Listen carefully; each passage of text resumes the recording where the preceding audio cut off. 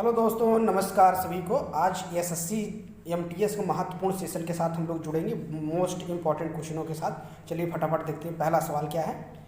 भारत आने वाला प्रथम अंग्रेजी जहाज का नाम क्या था? भारत आने वाला प्रथम अंग्रेजी जहाज का नाम क्या था? पहला ऑप्शन है हिंदुस्तान, दूसरा ऑप्शन है रेड ड्रैगन, तीसरा है फ्लावर वन, चौथा है एलिजाबेथ। तो भारत आने वाला पहला अंग्रेजी जहाज कौन था भाई? Red dragon. कौन सा ऑप्शन सही है आपका? B option. क्या है? देखो, भारत आने वाला जो अंग्रेजी जहाज था वो क्या था भाई? Red dragon. याद रखना है, मोस्ट इंपॉर्टेंट सवाल है जो कि आपके एसएससी में कई बार ही पूछा गया है, इसलिए मोस्ट इंपॉर्टेंट सवाल है ना। नेक्स्ट सवाल है, भारत आने वाला प्रथम अंग्रेज कौन था? अभी तक आपने जो देखा था उसमें पूछ रहा था प्रथम जहाज कौन था, अब पूछ रहा प्रथम अंग्रेज कौन था। तो John Mildenhall, Thomas Roe, Hawkins, Curzon. तो कौन था भाई? फटाफट जवाब दीजिए, कौन था? पहला ऑप्शन है आपका जॉन मेंडल। जॉन मेंडल एक ऐसा अंग्रेज था जो पहली बार भारत आया था, इसलिए इंपॉर्टेंट है ना। नेक्स्ट सवाल आपका है, भारत आने वाला थर्ड क्वेश्चन है क्या? ध्वनि को मापा जाता है। ध्वनि को किससे मापा जाता है भाई? हर्ट्ज से, डेसिबल से, पास्कल से, पारसेक से। तो ध्वनि को किससे मापा जाता है भाई? ध्वनि को मापा जाता है, किसी है ध्वनि हर्ट्ज में नापी जाती है। किस में नापी जाती है भाई? डेसिबल। ध्वनि किससे नापी जाती है? डेसिबल से। याद रखना है, डेसिबल। कहते हैं ना, हर्ट्ज तो फ्रिक्वेंसी का मात्रक है, पास्कल से क्या होता है? पास्कल तो जैसे है ना दाब का मात्रक। दाब का मात्रक क्या होता है? पास्कल।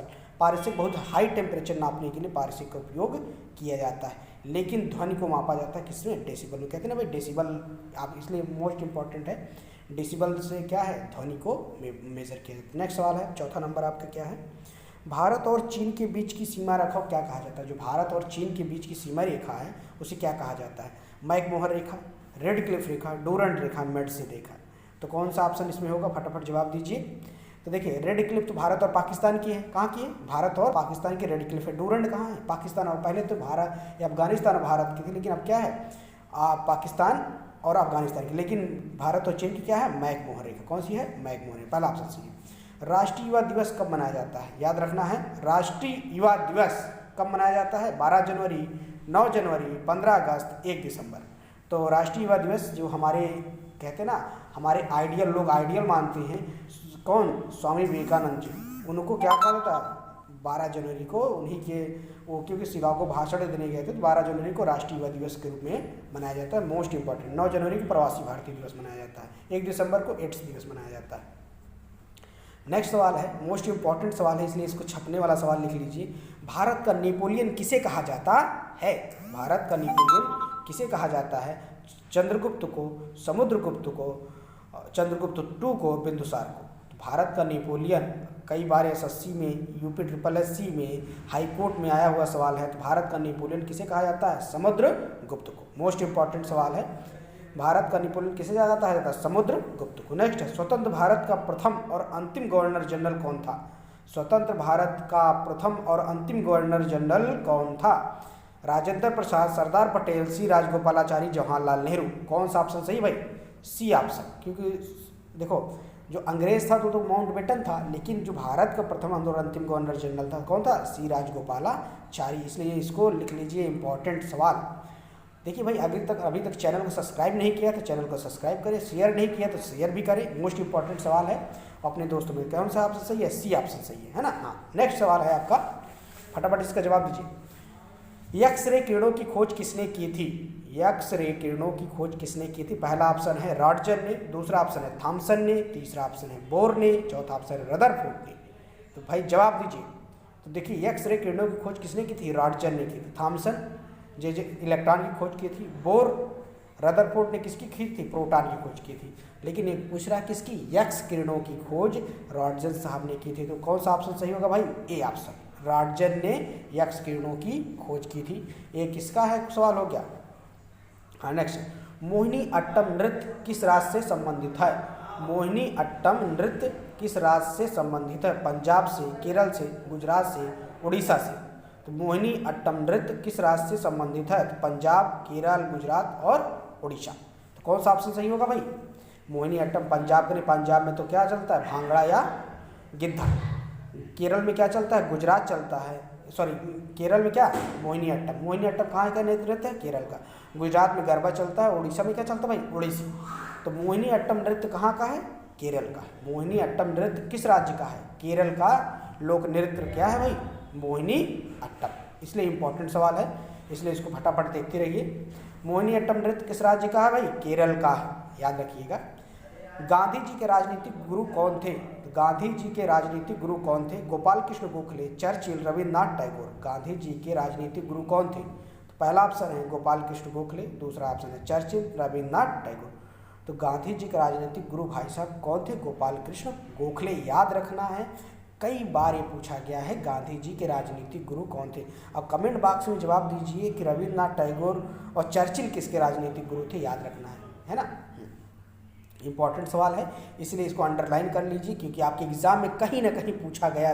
देखिए जितने क्वेश्चन हैं कहीं ना कहीं पूछे गए हैं, और एक बार नहीं कई बार पूछे गए हैं, इसलिए इसको अंडरलाइन कर लीजिएगा, है ना। मोस्ट इंपॉर्टेंट सवाल है, और एक बार प्रैक्टिस सेट में आप एकदम अच्छी तैयारी हो जाएगी, ठीक है। नेक्स्ट सवाल आपका क्या रहेगा भाई, हाँ नेक्स्ट सवाल क्या है, पहले गांधी जी हो गए ना। हाँ नेक्स्ट सवाल है, पायरिया निम्न में किसका रोग है। पायरिया यहाँ राग है, वही क्या होगा, रोग। पायरिया निम्न में से किसका रोग है, पहला ऑप्शन है फेफड़ों का, दूसरा ऑप्शन है नाक का, तीसरा ऑप्शन है हृदय का, चौथा ऑप्शन है मसूड़ों का। तो पायरिया देखो, फेफड़ों में तो पायरिया से कोई लेना देना नहीं, नाक में पायरिया होता नहीं है, हृदय से फेफड़े से कोई लेना नहीं। तो क्या हो, देखो हमारे जो दांत कभी खराब हो जाते हैं, तो मसूड़ों में जो रोग होता है उसे पायरिया रोग कहते हैं। किस विटामिन की कमी से होता है, विटामिन सी की। अगर इसीलिए किसी को पायरिया की बीमारी होती है तो उसको विटामिन सी की टेबलेट ज़्यादा दी जाती हैं। तो पायरिया रोग किससे संबंधित है भाई, मसूड़ों से। मोस्ट इंपॉर्टेंट है, इसीलिए इसको याद रखना है। नेक्स्ट सवाल आपका क्या है, एक हार्स पावर लगभग कितने वाट के बराबर होता है। एक हार्स पावर लगभग कितने वाट के बराबर होता है, तो 745 वाट, 746 वाट, 748 वाट, 749 वाट।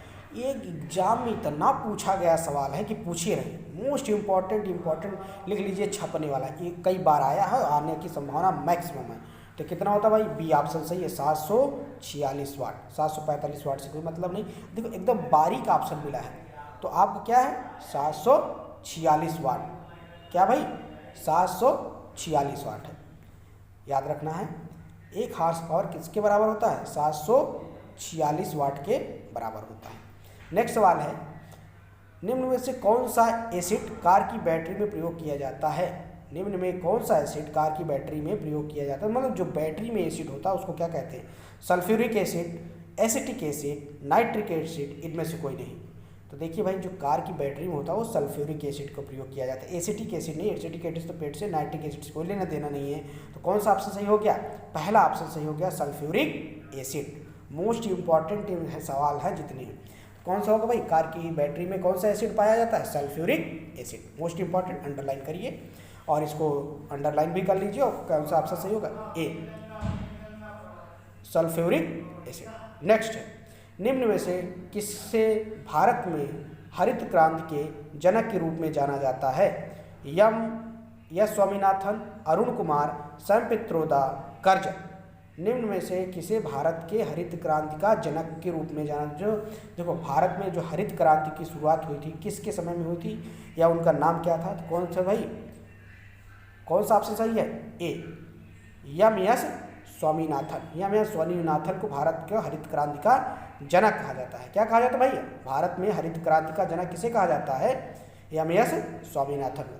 याद रखना है, एस स्वामीनाथन को भारत के हरित क्रांति का जनक कहा जाता है। नेक्स्ट है, आरबीआई की स्थापना कब हुई थी। आरबीआई की स्थापना कब हुई थी, 1934 में, 1935 में, 1936 में, 1949 में। तो पहला ऑप्शन बताइए, कमेंट बॉक्स में जवाब दीजिए। हाँ, कोई जवाब नहीं दे रहा तो किसकी आरबीआई की स्थापना कब हुई थी, 1935 में। पहला कौन सा ऑप्शन सही है, बी ऑप्शन सही है, 1935 में आरबीआई की स्थापना होती है, जो भारत का सबसे बड़ा बैंक है। ये इससे क्या होता है, ये सभी जितने बैंक हैं कमर्शियल बैंक, वो क्या लोन देता है, लेकिन इसके राष्ट्रीयकरण कब हुआ था, 1949 में हुआ था, याद रखना है। पूर्ण स्वराज की मांग करने वाला प्रथम कार्यकर्ता कौन था। जो पूर्ण स्वराज कहते हैं, जब हमारे यहाँ भारत की आज़ादी नहीं हुई थी, अंग्रेजों का शासन, तो उसमें बहुत सारे नेता थे क्या अपना अपना दल बना रहे थे, तो उसमें पूर्ण स्वराज की मांग की बात किसने की थी? गांधी जी, राजेंद्र प्रसाद, बीजी तिलक, बीएल मित्र। किसने की थी भाई? जवाब दीजिए, सी ऑप्शन, बीजी तिलक ने। बीजी तिलक ने पूर्ण स्वराज की मांग की थी, जिसे कहते हैं बाल गंगाधर तिलक। अब मोस्ट इंपॉर्टेंट, जलियांवाला बाग हत्याकांड कब हुआ था? 1942 में, 1919 में, 1915 में, 1947। जितनी डेट है सभी इंपॉर्टेंट है। जैसे 1942 में क्या हुआ था? भारत छोड़ो आंदोलन। क्या हुआ था भाई? भारत छोड़ो आंदोलन। 1947 में भारत आज़ाद हो गया था। 1949 में क्या हुआ था भाई? जलियांवाला बाग हत्याकांड हुआ, जिसमें जनरल डायर ने बहुत सारे लोगों पर क्या चलवा दी थी? गोलियां चलवा दी थी, है ना। सौर मंडल का सबसे चमकीला ग्रह कौन सा है? सौर मंडल का सबसे चमकीला ग्रह कौन सा? बुध, शुक्र, मंगल और शनि। क्या भाई? सौर मंडल का सबसे चमकीला ग्रह कौन सा है? सौर मंडल का सबसे चमकीला ग्रह शुक्र है। कौन सा भाई? शुक्र। सौर मंडल का सबसे, देखो बुध क्या है? बुध सूर्य के सबसे पास है, और शुक्र क्या है? पृथ्वी की जुड़वा बहन के रूप में जाना जाता है शुक्र को, और शुक्र ही क्या है? भोर का तारा भी कहा जाता है। शुक्र सबसे चमकीला ग्रह है। मोस्ट इंपॉर्टेंट है, नीति आयोग का अध्यक्ष कौन होता है? नीति आयोग कहते हैं ना भाई, इसमें नीति आयोग का पहला नाम क्या था? योजना आयोग। नीति आयोग का नाम कब पड़ा? 2015 में। इसके अध्यक्ष कौन होता है? प्रधानमंत्री, राज्यपाल, राष्ट्रपति, मुख्यमंत्री। तो कौन होता है भाई? प्रधानमंत्री। प्रधानमंत्री नीति आयोग का क्या होता है? अध्यक्ष होता है। यही क्या करता है? जो हर 5 साल में बजट, जो हर 5 साल में पूरी कार्य योजना का क्या करता है? क्रियान्वयन का काम कौन करता है? नीति आयोग। इससे पहले इसका क्या नाम था? योजना आयोग। ये भी पूछ लेता है कि नीति आयोग की आपका पहला नाम क्या था भाई? नीति आयोग का पहला नाम योजना आयोग था। इसका अध्यक्ष कौन होता है? प्रधानमंत्री। और इसके साथ बहुत सारे अध्यक्ष होते हैं, लेकिन ये अध्यक्ष पूछ रहा है क्या है भाई? प्रधानमंत्री। नेक्स्ट सवाल आपका है, प्रकाश वर्ष किसका मात्रक है? प्रकाश वर्ष किसका मात्रक है? तो प्रकाश वर्ष दूरी का, वेग का, बल का, धारा का। तो प्रकाश वर्ष कहते हैं ना लाइट, तो इससे क्या नापा जाता है? दूरी। बहुत सारी लंबी दूरी नापने के लिए किसका उपयोग किया जाता है? प्रकाश वर्ष का। तो ये प्रकाश वर्ष किसका मात्रक हो गया? दूरी का मात्रक हो गया। वेग क्या होता है? मीटर पर सेकंड। वेग मात्रक क्या होता है? मीटर पर सेकंड। बल कब होता है? न्यूटन। 1 न्यूटन बराबर किसके डायन के बराबर होता है? 10 पावर। धारा का मात्रक एम्पियर होता है। लेकिन प्रकाश वर्ष से क्या नापा जाता है भाई? दूरी नापी जाती है। याद रखना, मोस्ट इंपॉर्टेंट सवाल है। इस सेशन का लास्ट सवाल है, और लास्ट सवाल का जवाब अभी लोग कमेंट बॉक्स में दीजिए। आयोडीन की कमी से कौन सा रोग होता है? आयोडीन की कमी से कौन सा रोग होता है? जवाब दीजिए। टाइफाइड, घेगा, पेचिस, मलेरिया। तो आयोडीन की कमी से घेगा रोग होता है। कौन सा रोग होता है भाई? बी ऑप्शन सही है, घेगा। घेगा ऐसा होता है जब किसी की गला फूल जाता है, नीचे साइड लटका हुआ था, तो आयोडीन की कमी से। इसलिए आयोडीन की कमी से कौन सा रोग होता है? घेगा रोग होता है। मोस्ट इंपॉर्टेंट सवाल थे। चलिए, चैनल को भी सब्सक्राइब करिए, लाइक करिए, शेयर करिए। अगर वीडियो पसंद आता है ज़्यादा से ज़्यादा लाइक करिए और सब्सक्राइब भी कर लीजिए। Thank you all of you. Channel को सब्सक्राइब करें और शेयर करें। Thank you all of you. Have a nice day, good day. Thank you.